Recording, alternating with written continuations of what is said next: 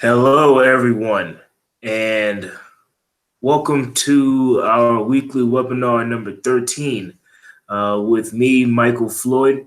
I am your mentor and your mentee. You learn as much from me as I learn from you. Now, let's go over a couple of things before we get down into our webinar today. The introduction form, like I said, still 5 out of 14 of you have not completed the introduction form. All the introduction form does is, hold on one second, the screen just blacked out.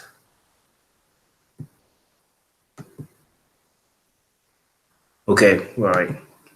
Okay, just make sure everybody can still see me. So, like I was saying, all the introduction form is to gather data information on the students that Udacity has, right? So us as data scientists should know the importance of them gathering data and not having too much missing data, which we are actually going over right now, right in our project 3. So 5 out of 14 of you still have not completed that. Looking forward to hearing from y'all. I will send an email and hopefully you get back to me and complete the introduction form so they can have as perfect of a data set as possible and run analysis, determine what works best for these students, how to perhaps help students more in the future, and what maybe steps I could have done in order to help you succeed in the present.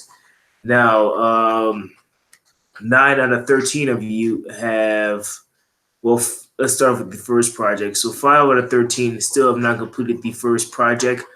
One needs to resubmit. I'm hoping that resubmission comes soon.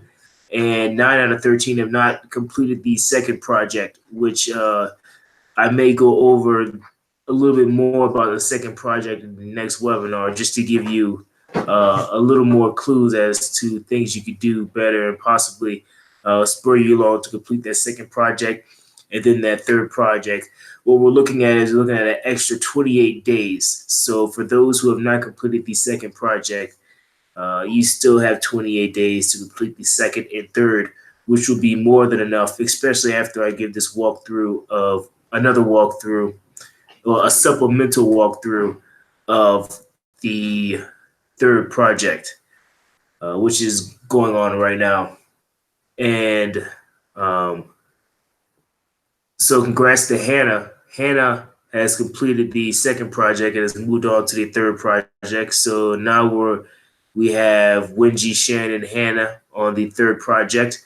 Perhaps I start a Slack channel and all three of y'all bounce ideas back from each other and perhaps finish this as soon as possible. If you can finish this before the deadline, then you have the extension granted for you have the extension as an option for the next term. Also, congrats to Danny for completing the third project. So Danny now has completed the course. So congrats to Danny. He completed the course. He has spent his time well and his money well.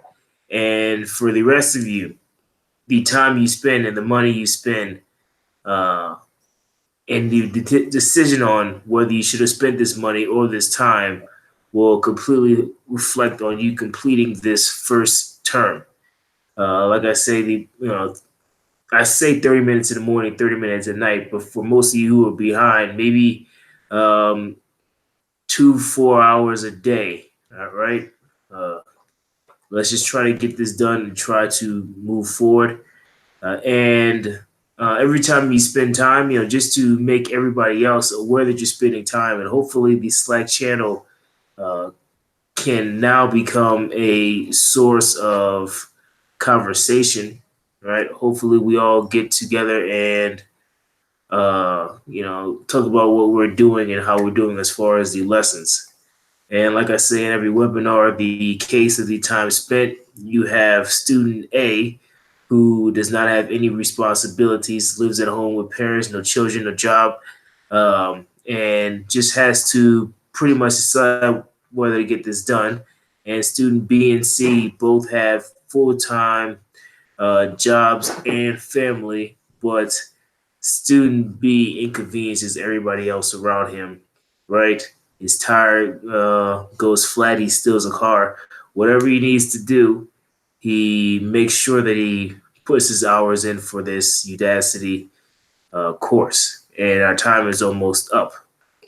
Student C does not, but he stays consistent with his schedule, and hopefully, student C finds the time while student B makes the time. Okay, so now let's move on to the third, to the second part of the walkthrough for Project 3. The reason why I'm doing two parts of the Project 3 walkthrough is because one thing I noticed is that the materials given for the Project 3 and what Project 3 entails is not all granted by just the materials. What I mean is that some of the things, such as checking the columns and determining what to do with missing values, those type of things I did not see in the lessons for Project 3. So I figured I would give additional help and guide you through what to do as far as interpreting what the columns say and how to handle the columns with the missing values. Okay, and the rows with the missing values, and from there on, then it looks pretty straightforward as far as what was taught and said in the lessons. So I'm pretty positive you can take it from there. So without further ado, we will start this. I will put my screen share.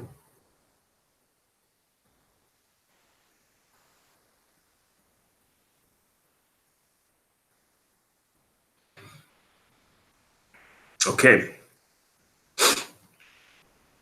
my screen is shared. So here we are again. So last webinar, we ended right here, right? Where we were getting the missing values from the feature info data frame. And for all the missing values, we were replacing those missing values with NaN, which is what, convert the device, which is what was said. But remember what I said before, um, is that when you do the data types, when you look at the data types, you see that the types are integer, float for some of them, objects for some of them. So the problem is that when you try to, these values that you are deriving from the string are going to be string values. So what the pandas is looking to replace is just the string values.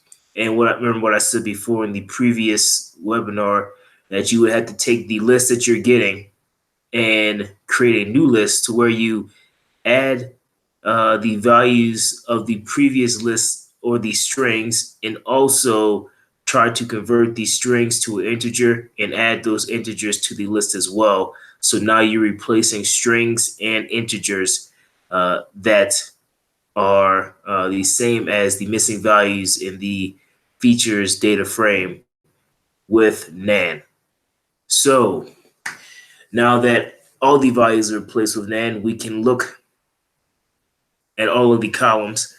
And one thing observed, like I said before, is that you have columns with similar amounts of missing values, which means that these columns are not missing. These values are not missing at random. If the missing values, well, they are most likely not missing at random if you see them have the same count, right? We have almost 900,000 data points, and for 80, for 1, 2, 3 out of the 84 columns to be randomly missing 133,324 each is highly unlikely. And the same goes, you see a whole bunch of other ones that do have similarities. So what we want to do is we want to observe these similarities and plot these similarities. And let's just go down. So perform an assessment of how much missing data there is in each column of the data set. Obtain a tuple of all columns. Remember, because it was easier, we did this in the previous step. So that's what this is the column NaN list. So for this part, we could just copy and paste column NaN list, right? And that's it for this part. Now investigate patterns in the amount of missing data in each column, which is what I was saying want to do. And one thing I thought of previously is what I said, a heat map. When so the heat map will allow us to look at what values are in one column as opposed to the NaN values or the missing values in other columns, right? So if I go to heat map Python, right? What we get is we get plots for seaborne heat map. And we want something similar to, I'm going to show you in a second.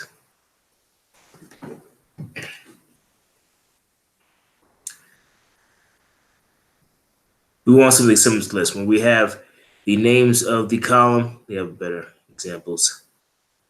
Where we have, let's say, the values of one column, and we have all of the other columns, and we have the NaN values, the amount of NaN values that are attributed to each value. And those would tell us whether the NaNs are similar. They are missing in the same locations as this column. That's what we mean by similar. It's that the NaN value is missing the same locations as this column. Okay, so we're going to create the heat map. And in order to create the heat map, what we're going to do is we're going to import seaborne as SNS.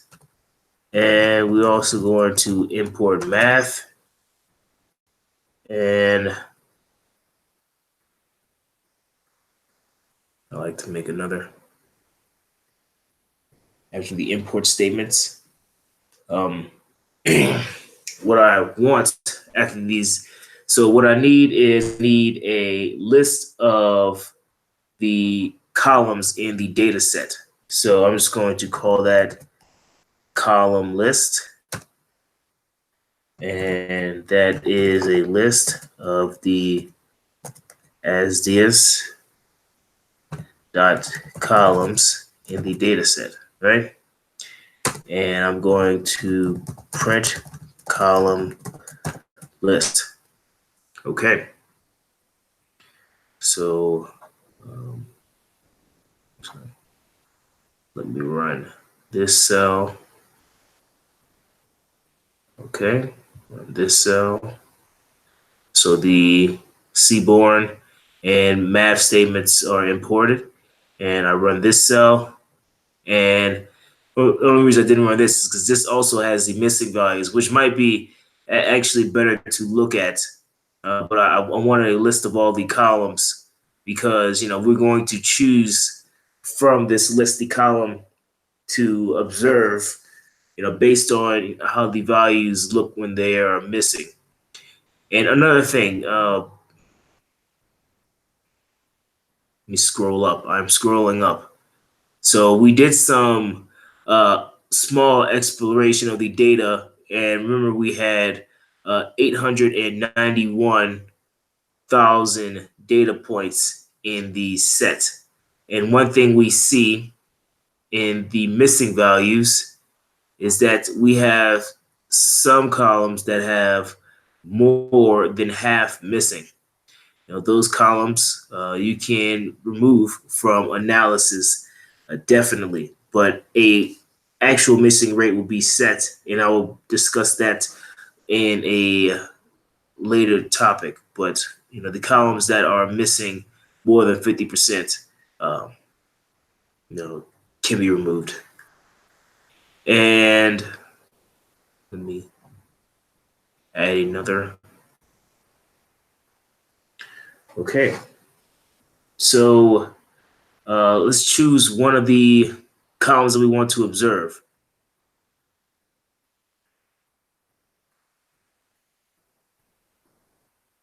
Okay. Uh, let's say choose this column right here, CJT, whatever that says. So if we choose this column, we're going to copy and the observe column, the column we are observing. So remember, that's the column that's going to be at the bottom right here. And all the other columns we will observe with respect to this column. The reason why I chose this column is because the column had values. Actually, this, really printing out the column list isn't important. It's the values that are along with how many missing, right? We want to see the similarities between the missing. But so this observed column, just paste this, and we uh,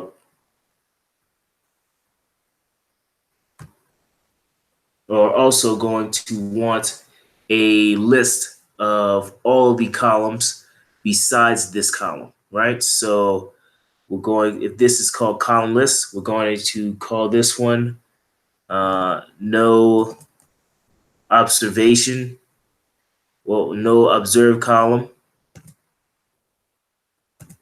list. And that is going to be the column list.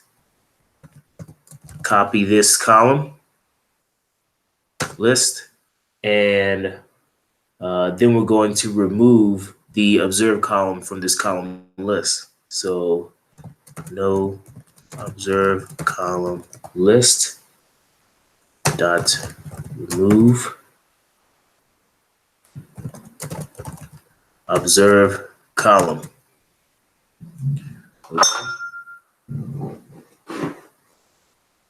So now we have a list with all the columns except for the column we are observing.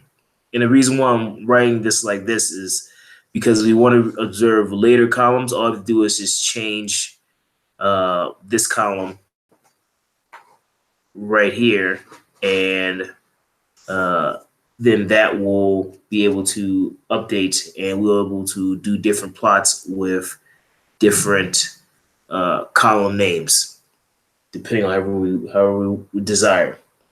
So um, we also need a tuple of columns. So for this Seaborn plot, seeing we have 1949, 1950, 1951. I'm not sure if it has a sample of the data that's going in. No, it does not. But what we need to make is we need to make a pivot table. And what the pivot table will have is it will have a data element for each one of these columns. So what you will see is you'll see what we need is we need a data frame that has in column 1 1949, in column 2 December, column 3 118. The next row will have column 1 1949, column 2 November, column 3 104, and subsequently the same thing. So we need a data frame to that nature. So what we're going to do is we're going to create a new list and call that list tuple of columns, make it an empty list. And now we're going to iterate over all the unique values in the data frame for this column. So for every unique value, which is pretty much for each value right here, right?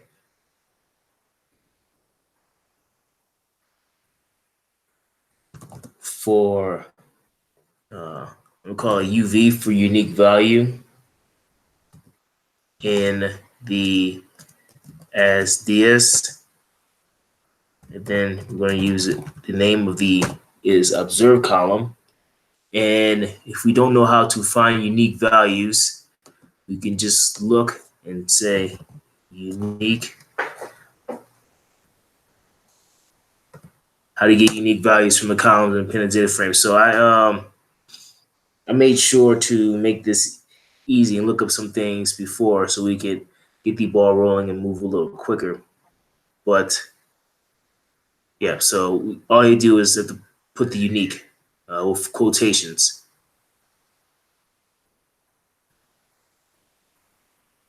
So unique with quotations, that gives us a series, and then you want this series to go to a list. So we are now iterating over all the unique values, and now we must iterate over all the columns, right? So the columns will be right here.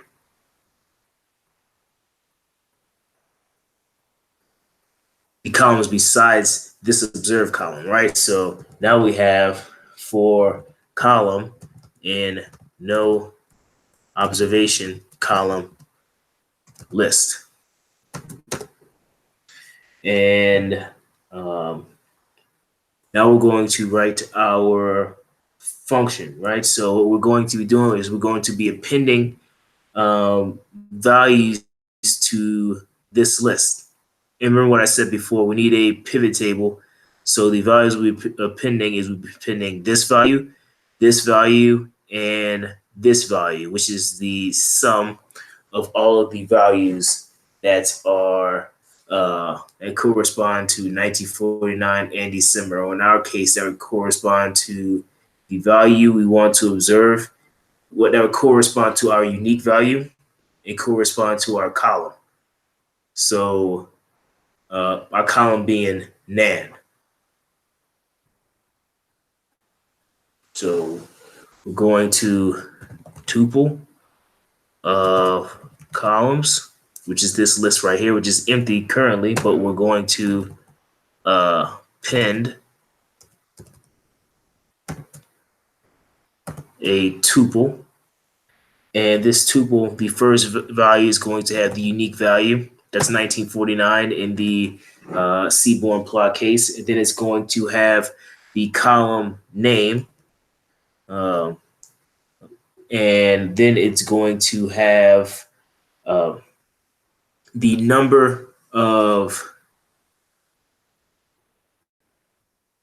observations that are NaN in this column and are the unique value of the column we are observing.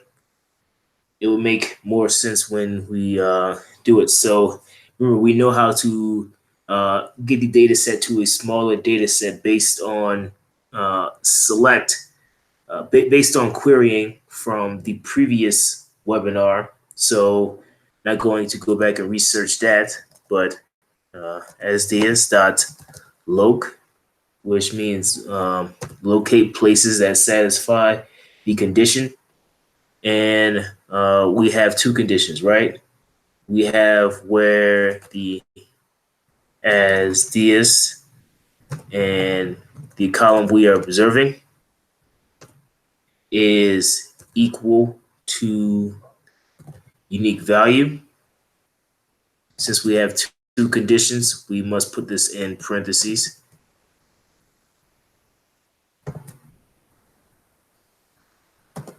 And then where the asds column is NaN. And the way we find whether it's NaN or not is the dot is null. And that will give us, remember, we got to put this in parentheses. And that would determine whether the column is null in the asds that we're looking for, and whether the observed column equals UV. Remember, unique value. But if our unique value is NaN, then this will not work because NaN equal to NaN always returns false. So what we do is actually put a condition statement in here. So if, which is why we use the math statement, math dot is NaN, the unique value is NaN, then what we're going to do is going to use this statement, but we're going to change it a little bit. So instead of the equal to the unique value, we're going to do it similar to whether it is null. So if it's NaN, then just look to see where the column is null. That's the same place where it will be NaN.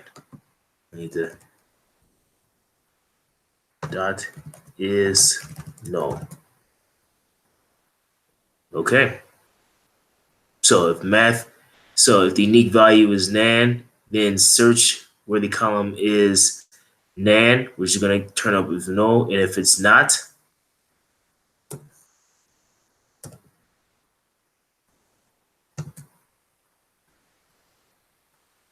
I could have put an else statement or I could have put a break statement, but a continue statement in the if clause. But else, what we're going to do is we're going to search for where the observed column equals the unique value. So in both cases, we're searching for the unique value, but in this case, when it's NaN, we do something a little different. And where the column is NaN as well. So that should give us our tuple list. Let's just try this out. Well, let's convert it to a data frame first. So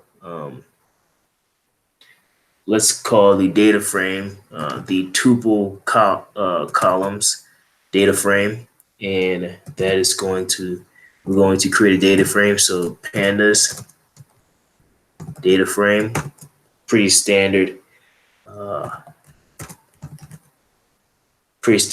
notation right there, tuple columns, and the columns are the name of the columns will be the observed column, right? So the column we are observing, because the first values are unique values. So the name of this column will be the column we're observing, and the name of the next one will just be columns, because remember, these are all the columns besides the one we are observing. And the last column will be named the number of NaNs, right? Because we're getting O. Good thing I just realized. So once we locate this returns us a series. Well, actually, this returns us a data frame, because just we're looking at the whole data frame. So this returns us an entire data frame. We want to find the length of this data frame. So the length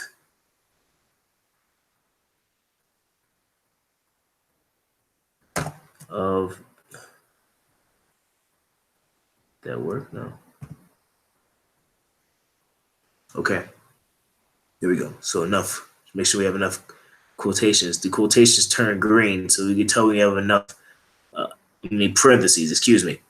So the length of this, and then after the log statement, we want to put the length of the index. So we're looking at just the index. We want to find the length. So we're locating all the places and then just taking the indexes and finding the length.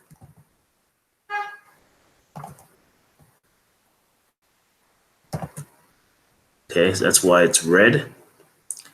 And over here, we have a linked statement, and now everything is green. Okay. So that'll be the number of NaNs. And just to make sure everything is good, let's print out tuple of columns data frame dot head, which is a great statement to know, because just printing out the first 5 or so is definitely a good idea. And we have positional argument follows. Oh, okay. So all these were supposed to be within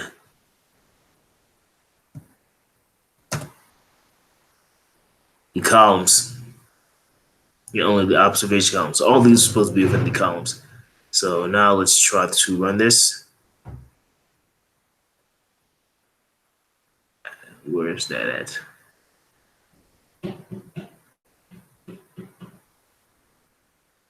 Add Zias. Okay. Whoops. And it's the same right here too, right? As Diaz. Okay. Run this. And now it should print the head of the data frame. Good. And while that is running, we will keep going. So we created a data frame. And now what we're going to do is we're going to create our pivot table. So tuple of columns, data frame, and now let's call it pivot equals the tuple of columns data frame dot pivot. That's how you create a pivot table in Pandas. You just say dot pivot, and our columns then it asks for the names of our columns. Well, so first rows, then columns, then values. So our rows, in this case, like I said, our rows we want to be are the columns we are not observing. The columns we're only observing the NaN values. And that name is columns, COLS. Our observed column will be our columns, which will be the values that are within this observed column. So, and our numbers within will be the number of missing values, right? NaNs, number of NaN values. So that is our pivot table. Just not going to print out the pivot table. In fact, what I'm going to do is I'm going to add a different. No, I'm not. So, and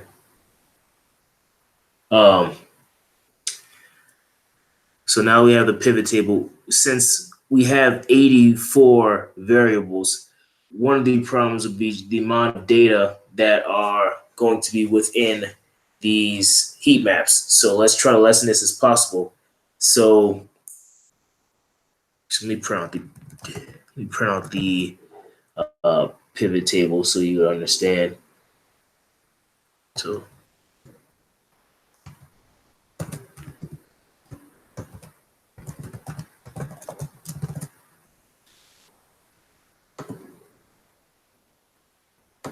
that's going to run. But what we're going to do is, because there are places in the pivot table which do not have any values, we're going to take those values out. So we're going to locate where the sum of the columns is 0. So this is the pivot table. In some of these places, like you see right here exactly, the sum of the columns is 0. So when Andred KZ is NaN, there are 0 places in the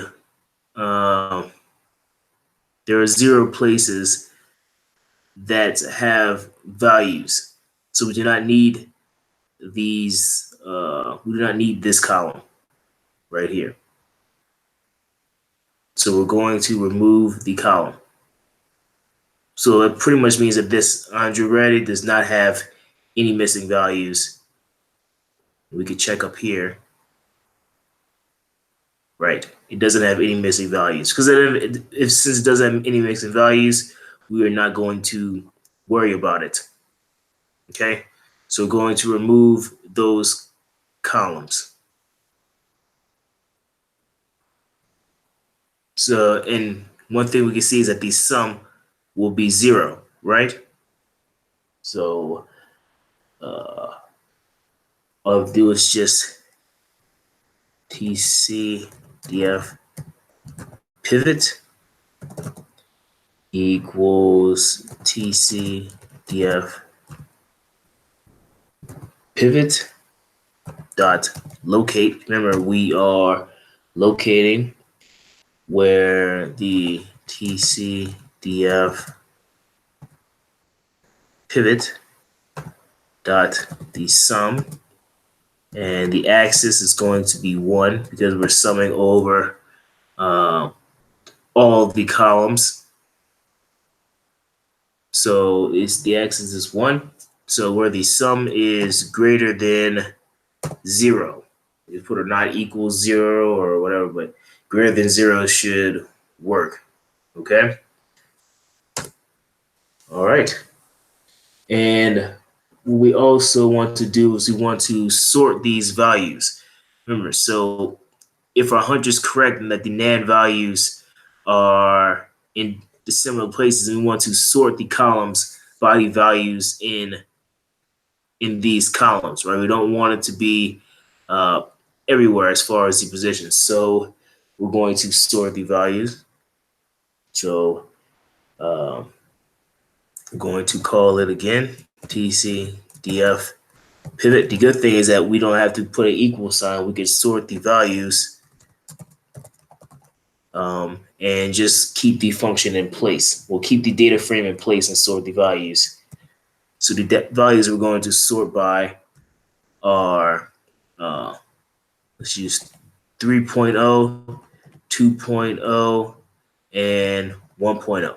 I use 3.0, 2.0, and 1.0 because perhaps not all the columns have 1 through 6 as far as values, but if most of them have 1, 2, and 3 as values, and it should be within reason to expect that. And if not, then we can just change that when necessary. Ascending, that equals true. And also, I'm not sure if I can sort by a NaN value, and I'm not going to try to see how to make that possible, but just keep this in place. So now we have a sorted pivot table. And now we want to create our plot. One thing you will notice about this plot is that we only have 12 months of the year. If we had 84 columns, this might be too much to observe and recognize. So a better thing we can do is, instead of doing 84 columns, create maybe 4 plots, and the 4 plots have 20 columns. We create as many plots as necessary to have 20 columns. And so that's what we are going to do. We're going to create as many plots as necessary, and the plots will at most have 20 columns. Okay? So to see how many plots we need to have 20 columns, what we will do is we will get the number of columns we have and divide it by 20 and convert that to an integer, right? Or we could just make 4 plots. I might just better make 4 plots. So just make 4 plots. So we have figure, and we have the axes, and we have PLT dot subplots. And we want to make sure the figure size is big enough. So figure size equals 10, 40, and the number of rows equal 4. So we're going to have 4 plots all stacked vertically. And we're going to use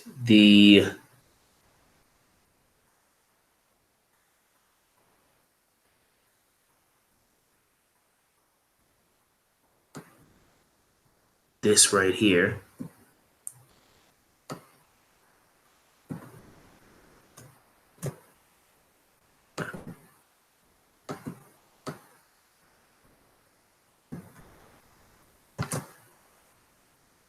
All right.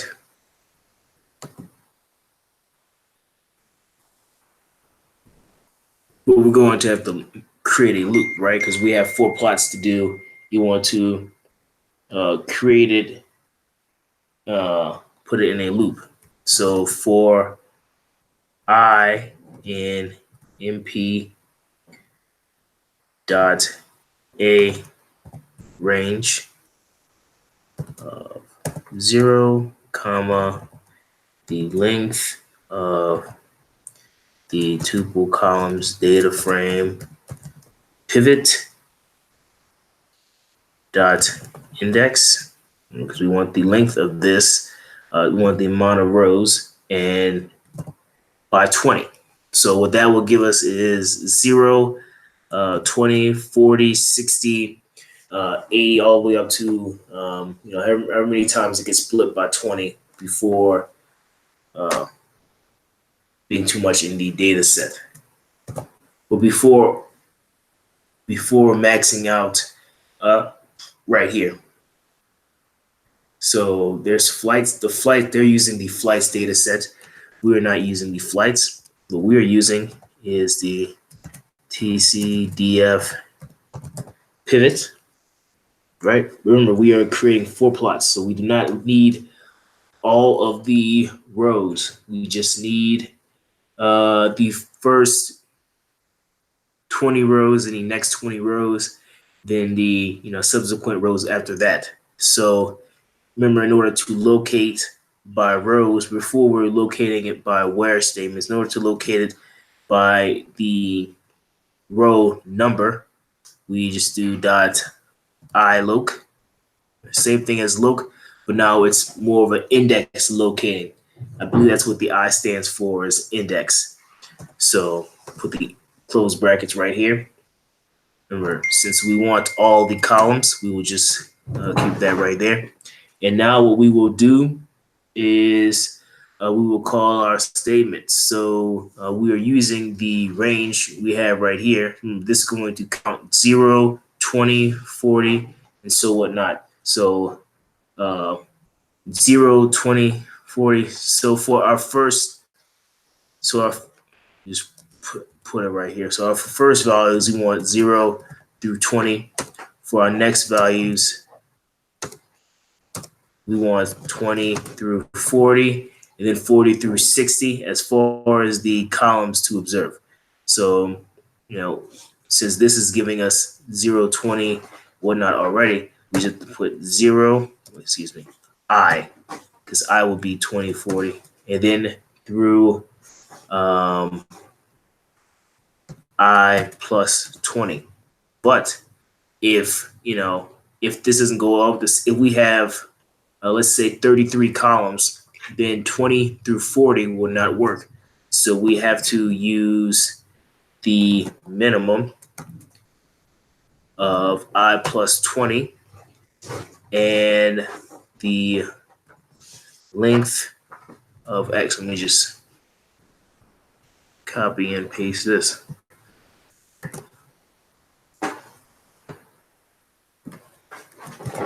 Control V. All right. And yes, so that is now the minimum of I plus 20 and the amount of columns we have. And in the amount of rows we have, or the columns in the previous one, the amount of rows we have in the pivot table. We want all of the columns. The annotations we choose our format with any data. We will keep that the same. But now, since we have multiple axes, we have to call it within the Seaborn function. So the axis would be the axes that we have over here.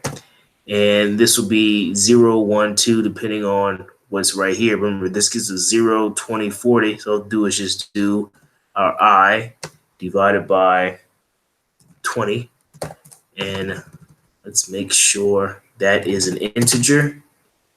And that should be good.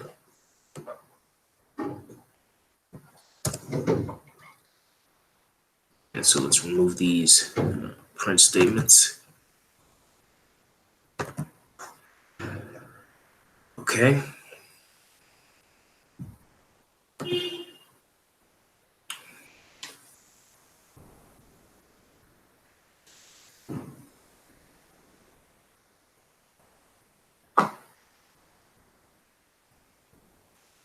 And now this is running, and we should have 4 heat maps, or however many heat maps we need to show our data now. Voila. And here we go, the 4 heat maps.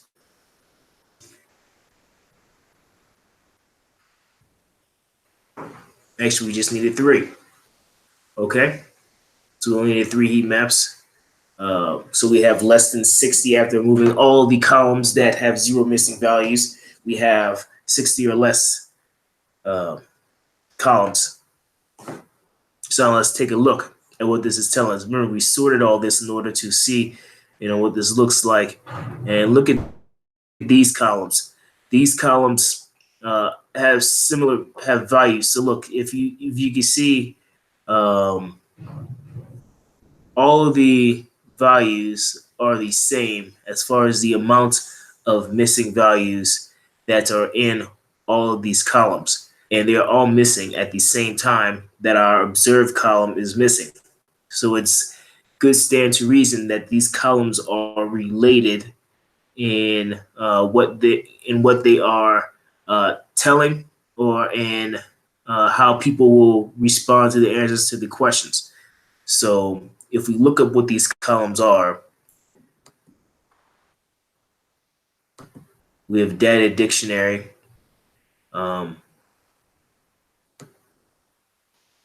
Here are the names. So we have this column, this column, this column, this column, and also remember the column that we're starting with, which is our this column. So if we copy, Control C, and oops, scroll down. Okay. And now we're going to press Control Find. We're going to find the column that we just, okay. Customer journey typology, information on preferred information of buying channel for consumers. Not really sure what that means. Let's create a new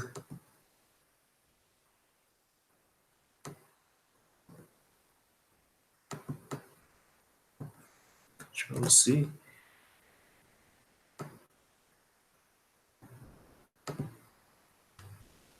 Control V. So that's what the first column tells us. The next column, GFK, GFK underscore URL. Oh.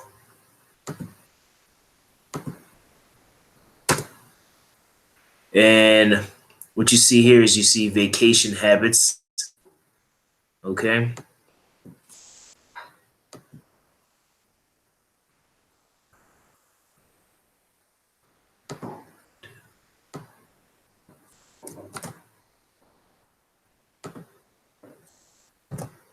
So you see vacation habits and status FEIN.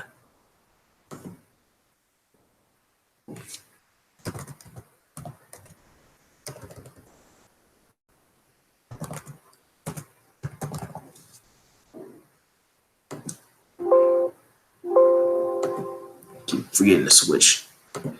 And find next. So most of what you're doing as far as this is, we're exploring the data, right? So we're trying to see uh, why these columns are missing in the same exact locations. So control. So this is still social status. So vacation habits, social status. These things are starting to seem like they may um, coincide together, right? Or may produce similar things, or they may tell the same patterns when looking at similar observations. And status grub, switch this to data dictionary and find next. Okay, it's right under. So this is the same thing, social status instead of a rough scale. So two things we have noticed here is that these are pretty much the same thing. They're missing at the same time. One is a fine scale, one is a rough scale. That means that they are the same exact. We are getting the same exact information, but twice. One thing you would want to do is you would want to remove uh, everything that is fine scale or rough scale. You have to make a decision whether you were going to use in your analysis the fine scale or the rough scale. It is up to you as far as your discretion. Uh, it matters. So maybe perhaps if you don't see the correct results you're looking for, maybe you go back and change the rough scale, right? All this is part of the data analysis process, or you go back and you change it to the fine scale. This is pretty much binning. So use it at your discretion, whichever one you want to choose, but do not put both of them into the analysis. And what you can see right here is we have fein and grob. So I'm guessing this means fine and rough. And we have fine and rough, rough and fine, and probably more in the same category. So these are variables which you do not need to have both of them in your data set. Remove one of them and choose whether to go with fine or go with rough, and see if you can find some great results. And if so, then stick with it. Online, I'm guessing this is online affinity, but let's just check. So this is online underscore, and that should give us that. Online affinity. Yes. Okay.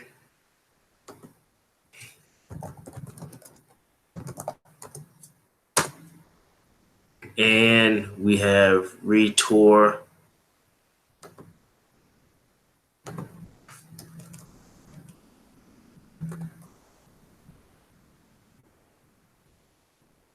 Tour type BK. Okay. Return type. Influenceable crazy shopper demanding every return is sent to receptive normal returner. Okay. Return type. I was putting spaces between them. The spaces don't really matter. So these are the ones that including our observed column, right? All these have missing values in the same location. And that is saying something. So potentially what you're looking at is you're looking at customers of similar backgrounds that perhaps miss or perhaps do not answer the questions in similar places. So what you would expect since this has occurred is you might expect some kind of relationship between all of these variables. So when you are doing a subsequent analysis, such as a principal component, perhaps you group all of these, of course, you have to remove one of these social status. Perhaps you group all of these and try to find maybe one or two components that identify with these variables that you're looking at. Well, these variables, of course, the names, I believe this is German, I'm not sure. And um, we have another thing we're seeing is when, so of course, for the observed column, we're looking at these are the NaN values. And when the column is 6, um, how many NaN values are there in other columns? And these are the NaN values. So just looking at the NaN values, what you see is that you do see a similarity between here and here. Remember, most patterns that we see are not just something we observe and take lightly. So perhaps there is a similarity between these values as well. So it's good to take a look at and to see if we can justify that. And perhaps the names will tell you more about the variables. So we are almost out of time. So let me just, instead of writing everything down in the dictionary, I'm just going to search it. So, family, fin,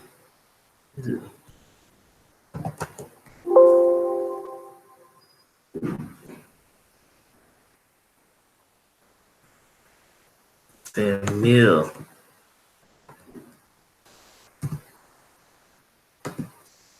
Okay, this is family type, single parent, young, and of course the grub would just be the family type as it's older, and 11 phase grub.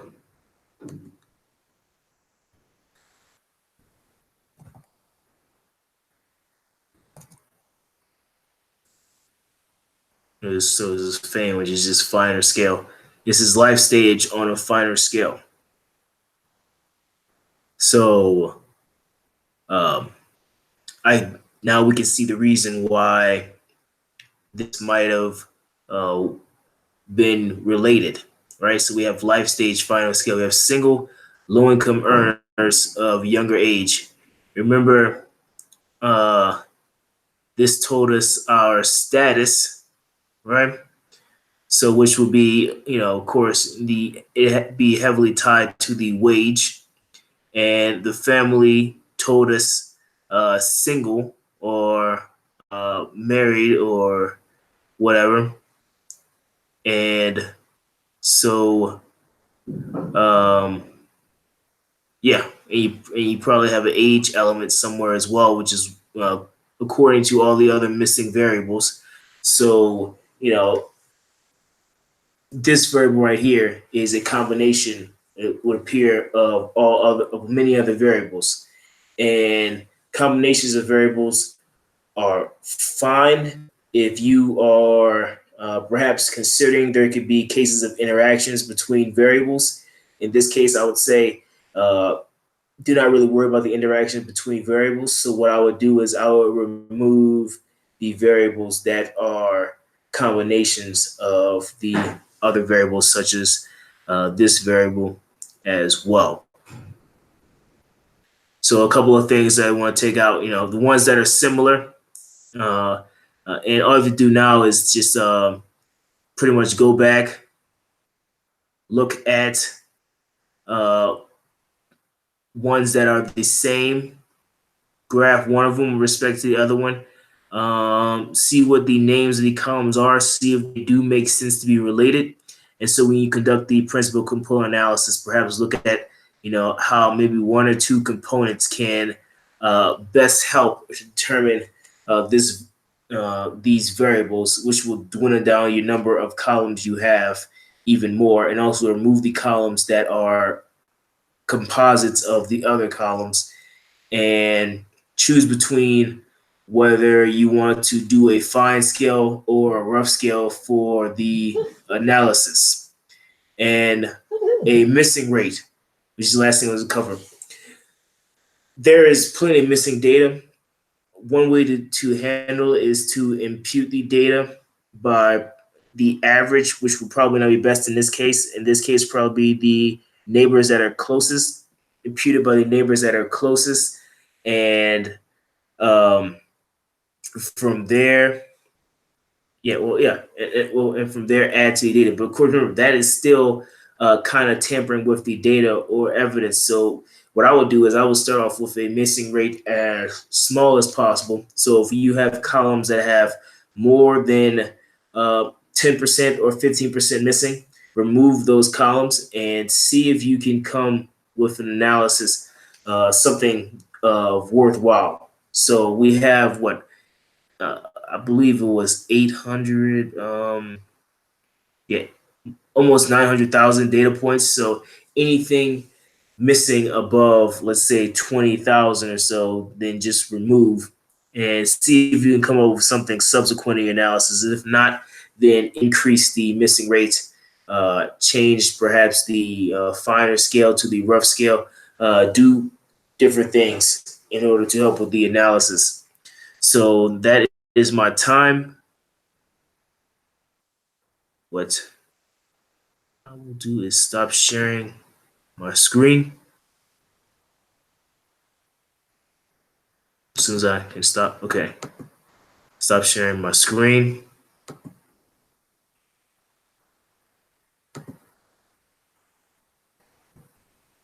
All right.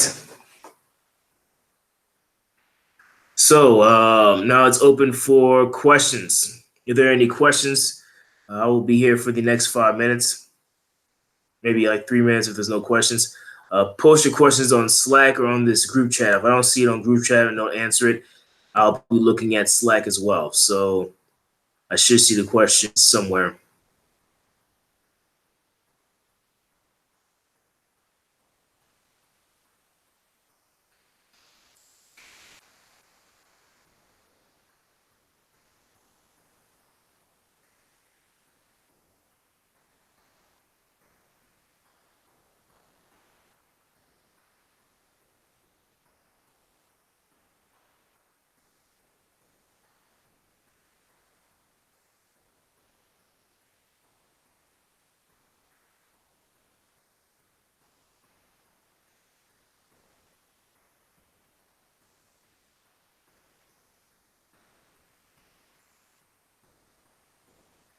Just remember what I said about um, moving the columns. Definitely remove all columns with more than 50% missing. Remove the columns that are composites of uh, of other columns. Remove columns that are of different scales as far as fine and rough scale. Fein or Grob in our case. I believe this is German. Uh, and that's the heat map is there now. So now all I do is just replace the observed column with any other column that you want to look at, and you will see the same maps.